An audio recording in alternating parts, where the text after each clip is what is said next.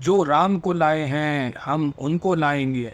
ये गाना बनाने वाले कन्हैया मित्तल ने चुनावों के दौर में मोदी जी के पक्ष में खूब माहौल बनाया। कन्हैया मित्तल को यह विश्वास था कि मोदी जी उनसे प्रभावित होकर अगले चुनावों में उनको टिकट जरूर देंगे, क्योंकि कन्हैया मित्तल ने राम भक्ति का गाना गाकर अपने आप को एक राम भक्त साबित कर दिया है। लेकिन मौजूदा वक्त में बीजेपी की स्थिति हरियाणा चुनावों में इतनी खराब है कि उसको 10-5 सीटें जीतना भी मुश्किल है और बीजेपी वहाँ कोई भी रिस्क लेना नहीं चाहती, इसलिए उसने कन्हैया मित्तल को टिकट नहीं दिया। आज स्थिति यह है कि भाजपा के बड़े से बड़े समर्थक भी मानते हैं निजी बातचीत में कि भाजपा को 15 से ज्यादा सीटें नहीं मिलेंगी।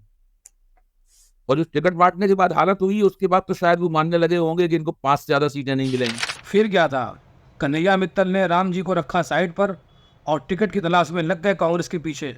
मशहूर गायक कन्हैया मित्तल कांग्रेस में शामिल हो सकते हैं। बीजेपी से टिकट नहीं मिलने से नाराज कन्हैया मित्तल, दरअसल नाराजगी है उनकी कि उन्हें बीजेपी से टिकट नहीं मिला। वैसे चुनावों में खराब रिजल्ट मिलने के बाद मोदी जी ने भी राम जी को साइड पर ही रख दिया था।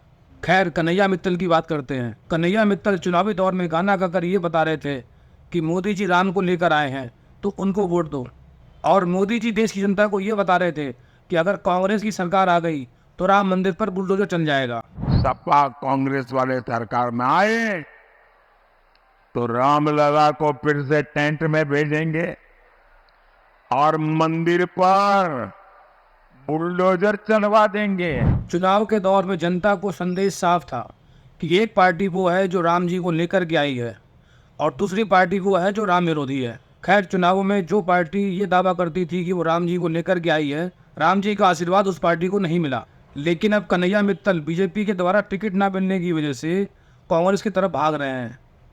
तो क्या कन्हैया मित्तल की भक्ति इतनी कमजोर हो गई है जो वो एक राम विरोधी पार्टी से हाथ मिलाने को तैयार हो गए? जब कन्हैया मित्तल से एबीपी की रिपोर्टर ने यह पूछा कि आप तो कहते थे कि जो राम को लाए हैं उनको लाएंगे और आप बीजेपी के समर्थक थे, तो आज क्या हो गया जो आप कांग्रेस में जाने को तैयार हो गए? तब कन्हैया मित्तल क्या कहते हैं, सुनिए। ठीक है, हम लोग राम को मानते हैं, हम सब राम को मानते हैं, लेकिन ऐसा तो नहीं ना ये सारे राम विरोधी कांग्रेस में है। वहाँ भी राम को चाहने वाले वहाँ भी त्रासीन है, तो सबके साथ मिलकर काम किया जा सकता। कन्हैया मित्तल ये बता रहे हैं कि कांग्रेस में सारे राम विरोधी नहीं हैं, लेकिन कन्हैया मित्तल को ये आज समझ में आया कि कांग्रेस में सारे राम विरोधी नहीं हैं, क्योंकि उनको कांग्रेस से टिकट चाहिए। जैसे कांग्रेस में सारे राम विरोधी नहीं हैं, वैसे ही भारतीय जनता पार्टी में सारे राम के भक्त नहीं हैं। खैर, कन्हैया मित्तल की राजनीति एकदम साफ है। जब उनको राम का नाम लेने से फ़ायदा होगा तब वो राम का नाम लेंगे, जब उनको राम विरोधी लोगों से हाथ मिलाने से फ़ायदा होगा तब वो राम विरोधी लोगों से हाथ मिला लेंगे। भारतीय जनता पार्टी और देश की मीडिया हर समय ये बताती है कि कांग्रेस राम विरोधी है। जिस समय राम मंदिर की स्थापना हो रही थी उस समय भी कांग्रेस के कार्यकर्ता या कांग्रेस के लीडर मंदिर की स्थापना में नहीं जा रहे थे, तो हमें ऐसा ही बताया गया कि ये लोग राम विरोधी हैं, राम से नफरत करते हैं, इसलिए वहाँ नहीं जा रहे। लेकिन आज कन्हैया मित्तल को जब टिकट नहीं मिल रहा भारतीय जनता पार्टी से, तो वो उसी राम विरोधी पार्टी में मिलने को तैयार है, जबकि कांग्रेस ने उनको अप्रोच नहीं किया है। खैर, अब ये सब आप लोग तय कीजिए कि जो मोदी जी उस समय बोल रहे थे कि यदि कांग्रेस की सरकार आ गई तो राम मंदिर पर बुलडोजर चल जाएगा, तो क्या मोदी जी उस समय जनता को बेवकूफ़ बना करके वोट बटोर रहे थे, या आज जो कन्हैया मित्तल कर रहे हैं कि उनको अगर बीजेपी से टिकट नहीं मिला तो वो उसी राम विरोधी कांग्रेस पार्टी के पास जाने को तैयार है? वैसे मैं अपने कई वीडियो में बता चुका हूं कि नेता धार्मिक आस्था का सहारा सिर्फ चुनाव जीतने के लिए लेते हैं, और जैसे ही चुनाव के नतीजे आते हैं नेताओं की धार्मिक आस्था बदल जाती है। इसका जीता जाता उदाहरण, जैसे ही 2024 चुनाव के रिजल्ट आए और यूपी समेत पूरे अयोध्या में मोदी जी को करारी हार मिली, मोदी जी ने तुरंत राम जी को आउट कर दिया और जय जगन्नाथ करना चालू कर दिया। जगन्नाथ, जय जगन्नाथ। तो कन्हैया मित्तल इसमें कौन सा बड़ा काम कर रहे हैं? भगवान का नाम तो वोट पाने के लिए ही लिया जाता है। हिंदुत्व की बात करने वाले नेता सिर्फ चुनावी माहौल बनाने के लिए जनता को हिंदुत्व का पाठ पढ़ाते हैं, लेकिन असल में उनको उस हिंदुत्व से कोई लेना देना नहीं है। ये है बीजेपी के नेता डॉक्टर अजय आलोक, जो अक्सर आपको टीवी पर बीजेपी का हिंदुत्व का झंडा उठाए दिख जाएंगे। ये देश को बताते हैं कि भारत हिंदू राष्ट्र था और हिंदू राष्ट्र रहेगा। राम राज्य हमारी परिकल्पना है, जिसके तहत हम केंद्र और राज्यों में व्यवस्था संचालित कर रहे हैं। जिनको इससे आज़ादी चाहिए वो उनके लिए दूसरी जगह खुद ढूंढ लें। डॉक्टर अजय आलोक बता रहे हैं कि भारत हिंदू राष्ट्र है और राम राज्य उनकी और उनकी सरकार की परिकल्पना है। मतलब राम राज्य से बेहतर जगह तो कुछ हो ही नहीं सकती रहने के लिए, और जिनको उस राम राज्य से दिक्कत है वो अपने रहने के लिए जगह कहीं और ढूंढ लें। लेकिन कुछ दिन के बाद वही डॉक्टर अजय आलोक बताते हैं कि उनके 2 बच्चे अमेरिकन सिटीजन हैं जो अमेरिका में रहते हैं, और वो ये भी कहते हैं कि वो उनकी चॉइस है वो कहाँ रहेंगे।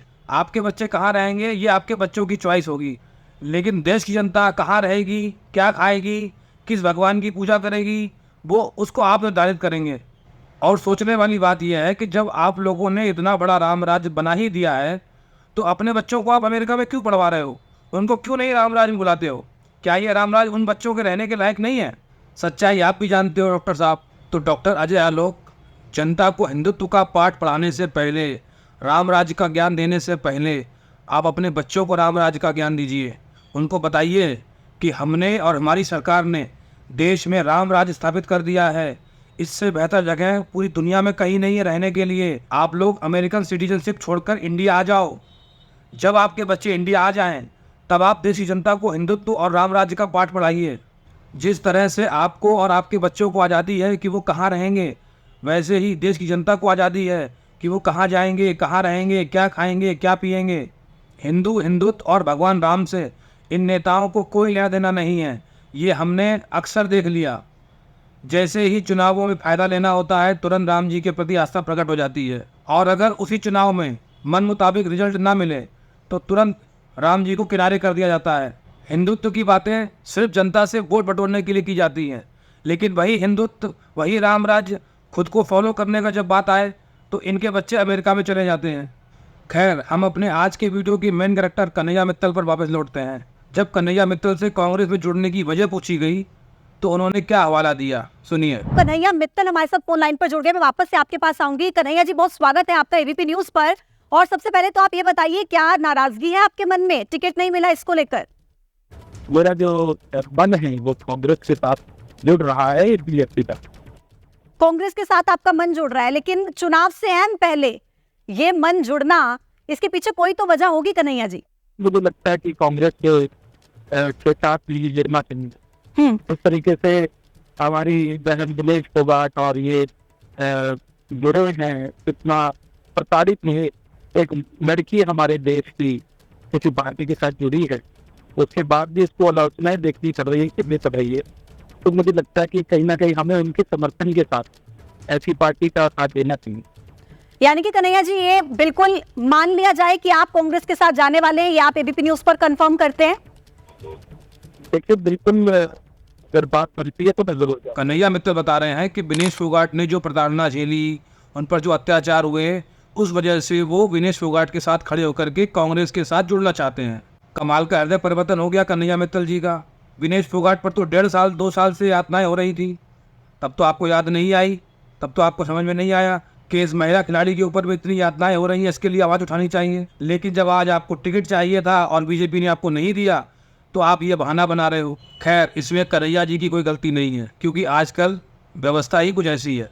कन्हैया मित्तल ये बात अच्छी तरह जानते हैं कि यदि कांग्रेस ने उनको टिकट दे दिया तो उनकी जीत पक्की है, और बीजेपी ये बात अच्छी तरह जानती है कि इस बार चुनावों में बहुत तगड़ी टक्कर है। 10-5 सीट भी मुश्किल से मिलेगी, तो वो तो एक एक सीट चुन चुन कर देगी। खैर, इस पूरी कहानी में मूर्ख सिर्फ जनता बनती है। नेता अपना फ़ायदा उठाने के लिए जनता को कुछ भी समझा देते हैं, और जनता को लगता है कि यही हमारा रहनुमा है, यही हिंदुत्व का मसीहा है, ये हिंदुत्व का झंडा लेकर के आगे चल रहा है, ये देश को हिंदू राष्ट्र बना देगा। भावनाओं में बह जाने वाली जनता उसको वोट दे देती है।